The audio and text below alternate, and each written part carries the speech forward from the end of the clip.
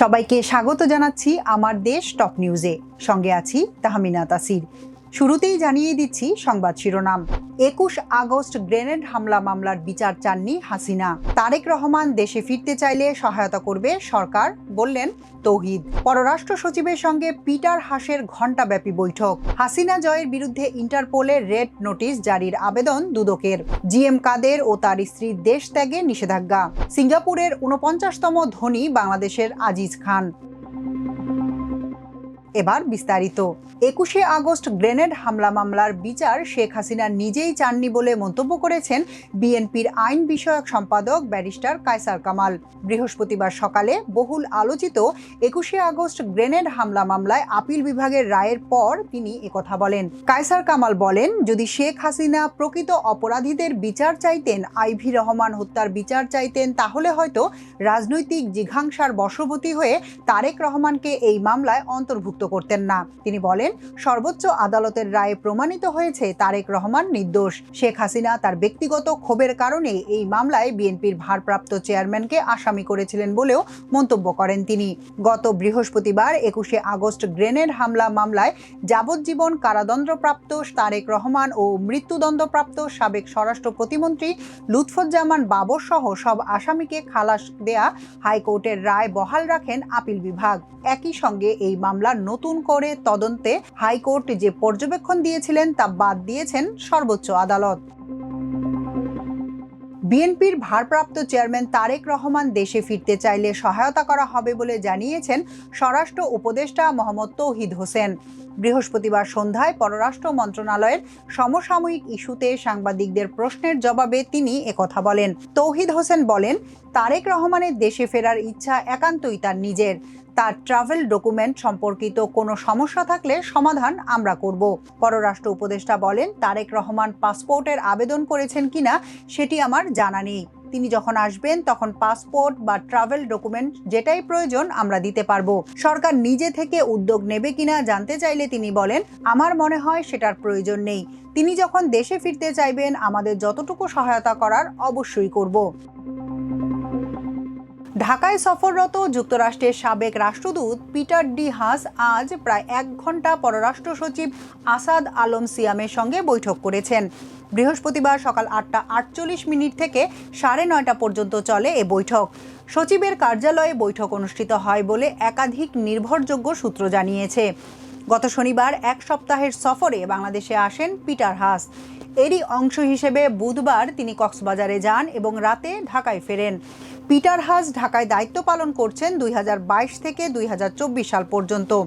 গত বছরের জুলাই আগস্টে গণ আন্দোলনের মাত্র কয়েকদিন আগে তিনি দায়িত্ব শেষ করে ২৭ সেপ্টেম্বর যুক্তরাষ্ট্রে ফেরেন। এরপর মার্কিন ফরেন সার্ভিস থেকে অবসর নিয়ে অক্টোবরে যোগ দেন বহুজাতিক জ্বালানি কোম্পানি এক্সিলারেট এনার্জিতে।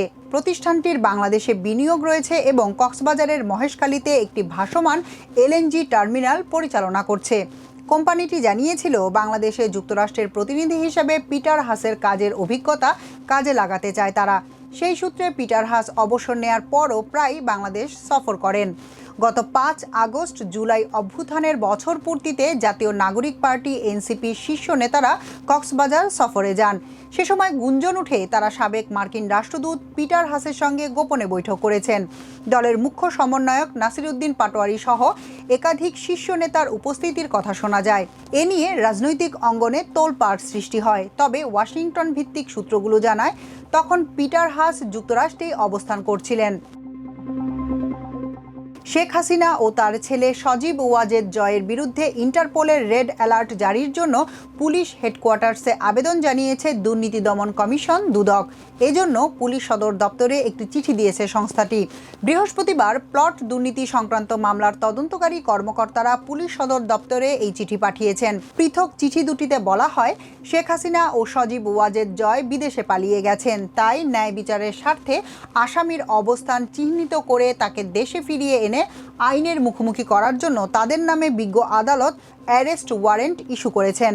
এদিকে জুলাইয়ের গণ অভ্যুত্থানের সময় মানবতাবিরোধী অপরাধে সাবেক প্রধানমন্ত্রী শেখ হাসিনা ও সাবেক স্বরাষ্ট্রমন্ত্রী আসাদুজ্জামান খান কামালের বিরুদ্ধে সাক্ষ্য দেওয়া রাজসাক্ষী সাবেক আইজিপি চৌধুরী আবদুল্লাহ আল মামুনের জেরা হয়েছে আজ।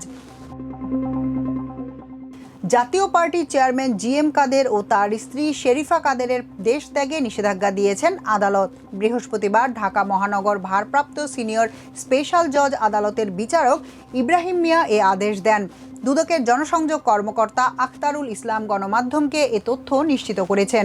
তিনি বলেন, মনোনয়ন বাণিজ্য নিয়ে জিএম কাদেরের বিরুদ্ধে অভিযোগ থাকায় এই দুজনের দেশ ত্যাগে নিষেধাজ্ঞা চেয়ে আবেদন করে দুদক। আদালত ওই আবেদন মঞ্জুর করেন। দুদকের অভিযোগ বিষয়ে বলা হয়, 2018 সালের একাদশ সংসদ নির্বাচনের পর সংরক্ষিত নারী আসনে দলীয় মনোনয়ন দিতে 18 কোটি 10 লাখ টাকার ঘুষ গ্রহণ করা হয়, যার মূল সুবিধাভোগী ছিলেন তৎকালীন ভারপ্রাপ্ত চেয়ারম্যান জিএম কাদের। অভিযোগে বলা হয়, চুক্তি অনুযায়ী অর্থ পরিশোধ না করায় অধ্যাপক মাসুদা এম রশিদ চৌধুরীকে দলীয় পদ থেকে সাময়িক বরখাস্ত করা হয় এবং তার স্থলে জিএম কাদেরের স্ত্রী শেরিফা কাদের সংসদ সদস্য হন। এতে আরও বলা হয়, জিএম কাদের জালিয়াতির মাধ্যমে জাতীয় পার্টির চেয়ারম্যান হন এবং দলীয় পদ বাণিজ্য ও মনোনয়ন বাণিজ্যের মাধ্যমে বিপুল অর্থ সংগ্রহ করেন, যা পরে বিদেশে পাচার করা হয়। জাতীয় পার্টির কেন্দ্রীয় কমিটি 301 সদস্য বিশিষ্ট হলেও বর্তমানে 600 থেকে 650 জনকে অন্তর্ভুক্ত করা হয়েছে, যা পদ বাণিজ্যের প্রমাণ। দেশ ত্যাগে নিষেধাজ্ঞা চেয়ে দুদকের আবেদনে বলা হয়, ক্ষমতার অপব্যবহার করে দুর্নীতির মাধ্যমে তারা বিপুল সম্পদের মালিক হয়েছেন মর্মে অভিযোগ রয়েছে। এছাড়া জ্ঞাত আয় বহির্ভূত সম্পদ অর্জনের অভিযোগে তাদের বিরুদ্ধে তদন্ত করছে দুদক। তারা বিদেশে গেলে ফিরে না আসার প্রবল সম্ভাবনা রয়েছে। এমত অবস্থায় সাবেক বিরোধী দলীয় নেতা জিএম কাদের ও তার স্ত্রী শেরিফা কাদেরের বিদেশ যাত্রা রহিত করা একান্ত প্রয়োজন। সিঙ্গাপুরের শীর্ষ ধনীদের তালিকায় 49তম স্থানে জায়গা করে নিয়েছেন বাংলাদেশি বংশোদ্ভূত ব্যবসায়ী ও সামিট গ্রুপের চেয়ারম্যান মোহাম্মদ আজিজ খান। এ তালিকায় শীর্ষে রয়েছেন মেটা প্ল্যাটফর্মের সহ-প্রতিষ্ঠাতা এদুয়ার্দো সেভেরিন, যার সম্পদের পরিমাণ $43 বিলিয়ন। যুক্তরাষ্ট্রভিত্তিক ম্যাগাজিন ফোর্বস প্রকাশিত সর্বশেষ তালিকায় এ তথ্য উঠে এসেছে। গত বুধবার প্রকাশিত তালিকা অনুযায়ী সিঙ্গাপুরের নাগরিক আজিজ খানের সম্পদের পরিমাণ বর্তমানে $110 কোটি মার্কিন। 2 বছর আগের তুলনায় সম্পদ সামান্য কমলেও তিনি টানা কয়েক বছর সিঙ্গাপুরের শীর্ষ 50 ধনীর তালিকায় অবস্থান করছেন। 2023 সালে তার অবস্থান ছিল 41তম এবং 2022-এ 42তম। ফোর্বসের বৈশ্বিক ধনকুবেরের তালিকায় তিনি 2790তম স্থানে রয়েছেন। মূলত বিদ্যুৎ খাত থেকেই আজিজ খানের সম্পদের বড় অংশ এসেছে। 2019 সালে তিনি সামিট পাওয়ার ইন্টারন্যাশনালের 22% শেয়ার জাপানি প্রতিষ্ঠান জেরার কাছে বিক্রি করেন। 70 বছর বয়সী আজিজ খান 1 দশকের বেশি সময় ধরে সিঙ্গাপুরে স্থায়ীভাবে বসবাস করছেন। তবে তার নেতৃত্বাধীন সামিট গ্রুপের কার্যক্রমের মূল কেন্দ্র এখনও বাংলাদেশেই। বিদ্যুৎ, বন্দর, ফাইবার অপটিক্স, রিয়েল এস্টেট সহ বিভিন্ন খাতে প্রতিষ্ঠানটির উল্লেখযোগ্য বিনিয়োগ রয়েছে। সিঙ্গাপুর সরকারের পুরস্কার পেলেন সামিট গ্রুপের আজিজ খান। বাংলাদেশে সামিট গ্রুপের বিদ্যুৎ খাতের সব সম্পদ সিঙ্গাপুরের নিবন্ধিত হোল্ডিং কোম্পানি সামিট পাওয়ার ইন্টারন্যাশনালের মাধ্যমে পরিচালিত হয়। ঢাকা বিশ্ববিদ্যালয় থেকে ব্যবসায় প্রশাসনে স্নাতকোত্তর ডিগ্রিধারী আজিজ খান 3 সন্তানের জনক। সাম্প্রতিক সময়ে তিনি ও তার পরিবার দুর্নীতির অভিযোগে বাংলাদেশ দুর্নীতি দমন কমিশন দুদকের নজরদারিতে রয়েছেন। গত মাসে হাইকোর্টের নির্দেশে দুদক তার পরিবারভুক্ত সদস্যদের 191টি ব্যাংক হিসাব জব্দ করে। এসব হিসাবে জমা রয়েছে 41 কোটি 74 লাখ টাকা।